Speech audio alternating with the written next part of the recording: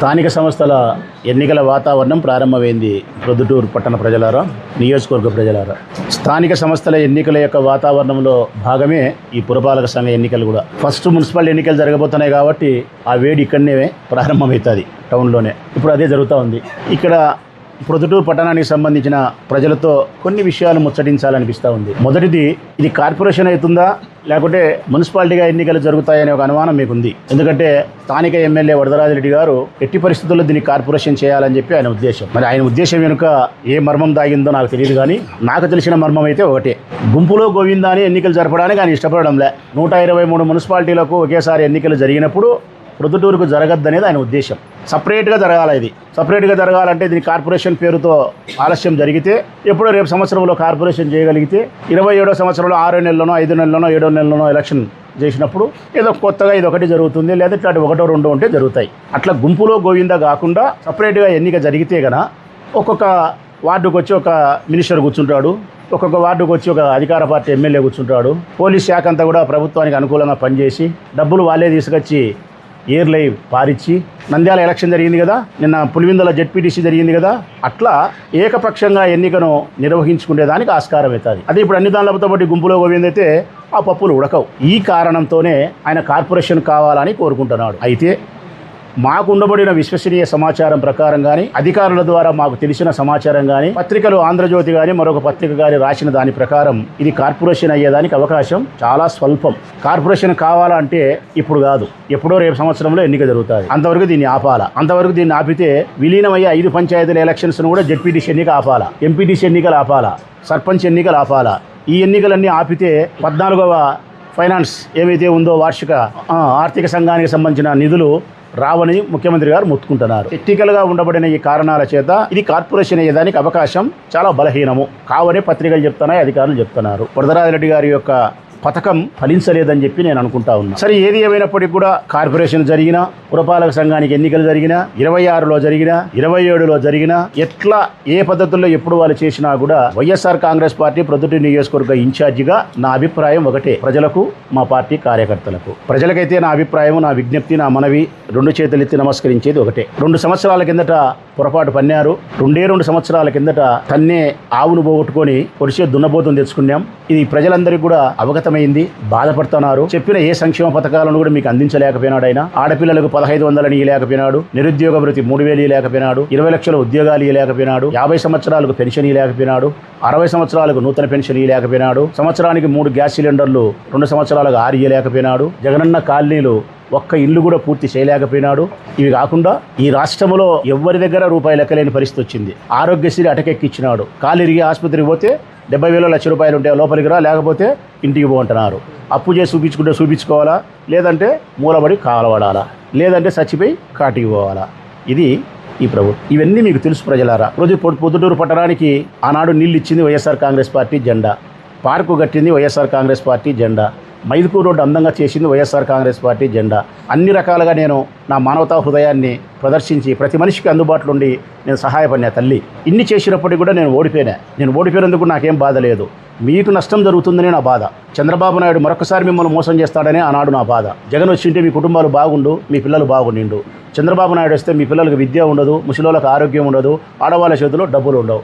ఇవి సత్యమా అసత్యమా తల్లి నేను మాట్లాడేది? ఇవి సత్యమైనప్పుడు జరిగిన పొరపాటు సరిదిద్దుకునే భాగంగా అక్టోబర్లో జరగబోయే మున్సిపల్ ఎన్నికలు కానీ, స్థానిక సంస్థల ఎన్నికలు, ఎంపీటీసీ జెడ్పీటీసీ కానీ ఏ ఎన్నికలు వచ్చినా కూడా జగన్మోహన్ రెడ్డి గారి జెండా చేతబట్టినటువంటి అభ్యర్థులను గెలిపించి మన జీవితాలకు మళ్ళీ మెల్లగా మెరుగుపరుచుకునేదానికి, ఈ ప్రభుత్వాన్ని ఎదిరించేదానికి మాకు శక్తిని ఇవ్వండి తల్లి. ఇంకా 2.5 సంవత్సరం ఈ ప్రభుత్వం ఉంటుంది. మరి ఈ ప్రభుత్వాన్ని మేము ఎదిరియాలంటే నేను ఎమ్మెల్యే కాదు, అన్న కౌన్సిలర్ కాదు, ఈ అన్న కౌన్సిలర్ కాదు, వాడు మున్సిపల్ చైర్మన్ కాదు, కాజా మున్సిపల్ వైస్ చైర్మన్ కాదు, మా వాళ్ళు కౌన్సిలర్లు కాదు, ఎంపీటీసీలు కాదు. ఏమీ శక్తి లేకుండా మీ తరపున ఈ ప్రభుత్వంతో కొట్లాడేదానికి కాస్త ఇబ్బందిగా ఉంటుంది. కాబట్టి మాకంటూ ప్రజల తరపున ప్రతినిధులుగా కొంత శక్తిని మీరు ఇస్తే, ఆ శక్తి ఎవరు ఇవ్వగలుగుతారు తల్లి? మీరే ఇవ్వగలుగుతారు. మీరు కానీ ఆ శక్తిని మాకు ఇవ్వగలిగితే ఇంతకంటే గట్టిగా మీకోసం మేము కొట్లాడగలుగుతాం, ఇంతకంటే గట్టిగా మీ తరపున మేము ఉద్యమాలు చేయగలుగుతాం. మీకు రావాల్సిన హక్కుల కోసం, మీకు రావాల్సిన డబ్బుల కోసం, మీ పిల్లల చదువు కోసం మేము పోరాడతాం. అందుకే మళ్ళీ మీ సోదరుడు రాచమల్లు 2 చేతులెత్తి వినయపూర్వకంగా మీకు నమస్కరిస్తూ ఉన్నాడు. నేటి నుంచి అక్టోబర్ ఎన్నికలు అయిపోయేంత వరకు ప్రతినిత్యం మిమ్మల్ని కలుసుకుంటూనే ఉంటాను. ఈ విధంగా నేను జరిగిన పొరపాటును సరిదిద్దండి. మనకు జరిగిన అన్యాయాన్ని సరిదిద్దుకునే క్రమంలో భాగంగా వైఎస్ఆర్ కాంగ్రెస్ పార్టీని గెలిపించండి. ఫ్యాను గుర్తుకు ఓటు వేయండి. ఎక్కడ ఫ్యాను గుర్తు తరపున పోటీ చేసిన అభ్యర్థులు ఎవరినైనా గెలిపించండి. ఇక వాళ్ళు పోలీసులు దౌర్జన్యం చేస్తారని చెప్పి ఎవరైనా మా వైఎస్ఆర్ కాంగ్రెస్ పార్టీ కార్యకర్తలు నాయకులు అనుకుంటా ఉన్నా, లేకుంటే వాళ్ళు డబ్బులు ఏర్లై పారిస్తారని చెప్పి ఎవరైనా మన వాళ్ళు అనుకుంటా ఉన్నా, వైఎస్ఆర్ కాంగ్రెస్ పార్టీ కార్యకర్తలకు, నాయకులకు, శ్రేయోభిలాషులకు నేను బలంగా గట్టిగా విశ్వసించి చెప్తా ఉన్నా. నేను ప్రొద్దుటూరు నియోజకవర్గంలో 2019లో మనం అధికారం ఉన్నప్పుడు మున్సిపల్ ఎన్నికలు కానీ, ఎంపీటీసీ ఎన్నికలు కానీ, స్థానిక సంస్థల ఎన్నికలు జరిగితే ఒక్కసారి మీరే ఆలోచించండి కార్యకర్తలారా, పోలీసులారా. ఒక్క చోటన్న ఒక కేసు ఉందా? ముక్తార్ మీద కానీ, సుధాకర్ మీద కానీ, తెలుగుదేశం పార్టీ వాళ్ళ మీద ఒక కేసు లేదు. ఒక్కరి మీద దౌర్జన్యం కానీ, దాడి కానీ లేదు. వాళ్ళు డబ్బులు పంచుతా అంటే, మరొకటి పంచుతా అంటే పట్టుకునేది లేదు. ఇరు పార్టీలకు సమానమైనటువంటి ఎన్నికల న్యాయమే చేపించినాం ఆ రోజు మేము. 41 వార్డులకు 9 వార్డులు ఏకగ్రీవమైనాయి. 9 వార్డులు కూడా మేము చేసుకోలే. బలమైనటువంటి అభ్యర్థులు తెలుగుదేశం పార్టీకి లేక మీరెవరో కాటిగానే బూటిగానే పెడితే వాళ్ళకి మీరు లెక్కలు ఇచ్చి అన్ని రకాల సంరక్షణ చేయలేకపోతే ఎందుకు రేపా అనవసరం మాకు 20 వచ్చింది 10 వచ్చిందని చెప్పి 10 లక్షలకు 15 లక్షలకు మీ బీఫారాలు అంగట్లో పొంగనాలు బుగ్గ్యాలు కట్టుకునే దానికి అమ్మినట్టు మీ బీఫారం అమ్మినారు. అంతే కదా? ఇది వాస్తవమా కాదా? ఆ 9 పోతే మిగిలిన 32 ఎన్నికలు జరిగినాయి. 32 చోట 6వ వార్డులో మా జయంతమ్మ పోటీ చేసింది. ఆడ ఎవరో చేసినారు ఎస్సీలకు. మేము ముక్కినాం, మీరు ముక్కినారు. మేము కాళ్ళు పట్టుకున్నాం, మీరు కాళ్ళు పట్టుకున్నారు. మీరు డబ్బులు ఇచ్చినారు, మేము డబ్బులు ఇచ్చినాం. మరి మేము అధికార పార్టీ అని చెప్పి పోలీసులను ఉపయోగించి జయంతమ్మను ₹1 ఖర్చు పెట్టకుండా, ఒక్కరి కాళ్ళు ముక్కకుండా, ఒక్కరి కడుపులు పట్టుకోకుండా మేము గెలిచినామా? మేము గెలిచలే. అంటే ఆ రోజు ప్రజాస్వామ్యాన్ని బ్రతికించినాడు రాచమల్లు. ఆ రోజు ప్రజాస్వామ్యానికి బంగారు బాట వేసింది వైఎస్ఆర్ కాంగ్రెస్ పార్టీ అధికారంలో ఉన్నప్పటికీ. ఈ రోజు కూడా పోలీసులు అట్టే పనిచేయాలని కోరుకుంటున్నా, వినయపూర్వకంగా చెప్పుకుంటున్నా. నా లోపల ఉండే బాధ మీకు చెప్పాలి కాబట్టి చెప్పడమే తప్ప ఇది పొగురుబోత్తనం కాదు. ఒకవేళ మీరు మీ డ్యూటీని సక్రమంగా నిర్వర్తించకపోతే తెలుగుదేశం పార్టీ కోసం, కానీ నేను నా డ్యూటీని వైఎస్ఆర్ కాంగ్రెస్ పార్టీ కార్యకర్తల కోసం విస్మరించజాలడు రాచమల్లు. మీరు మీ డ్యూటీ తప్పినా నేను నా డ్యూటీ తప్పలేను. వైఎస్ఆర్ కాంగ్రెస్ పార్టీ కార్యకర్తల కోసం నేను చెప్పినా కదా, నా ధనాన్ని, నా మానాన్ని, నా ప్రాణాన్ని, ఒక్క మాట ఏంది, నా భార్యను కూడా వీధిలో పెట్టేదాన్ని సంసిద్ధంగా ఉండా. అంటే వీధిలో అంటే నా అర్థం ఏం తెలిసిన, పోరాటం చేసేదానికి, కొట్లాడేదానికి పురుషులు స్త్రీలు అనే వ్యత్యాసం లేకుండా అందరం కలిసి తల్లుల పిల్లలను కూడా మా కోసం, మా వాళ్ళ కోసం కొట్లాడేదానికి సంసిద్ధంగా ఉండా. ఎంతవరకు నేను ఉంటాను అనేదాన్ని పోలీసులో చెప్తానంటే, నా వైఎస్ఆర్ కాంగ్రెస్ పార్టీ కార్యకర్తలను నిజాయితీగా గెలిపించుకునే దానికోసం, ప్రజాస్వామ్యబద్ధంగా వారి ఎన్నికల్లో వారికి అవకాశం కల్పించేదానికోసం ఎక్కడో నేను భవనంలో ఉండే నేను పూరి గుడిసెలోకి వచ్చేదానికి కూడా సంసిద్ధమే. ఈసారి సజావుగా క్యాన్వాస్ చేసి ఇంటికి పోవాల్సిన నేను, దౌర్జన్యం జరిగితే, ప్రజాస్వామ్యాన్ని మీరు ఎగతాళి చేస్తే, నా పార్టీ అభ్యర్థులను ఓటమికి మీరు కారణభూతమయ్యే పరిస్థితికి పోలీసులు ప్రయత్నిస్తే ఇంటికి పోవాల్సిన నేను జైలుకైనా పోతా, కాటికైనా పోతా. కానీ వదలడం అయితే వదలను. మీరు డ్యూటీ విస్మరించినా నేను మాత్రం నా డ్యూటీని వైఎస్ఆర్ కాంగ్రెస్ పార్టీ కోసం, నా కార్యకర్తల కోసం విస్మరించను.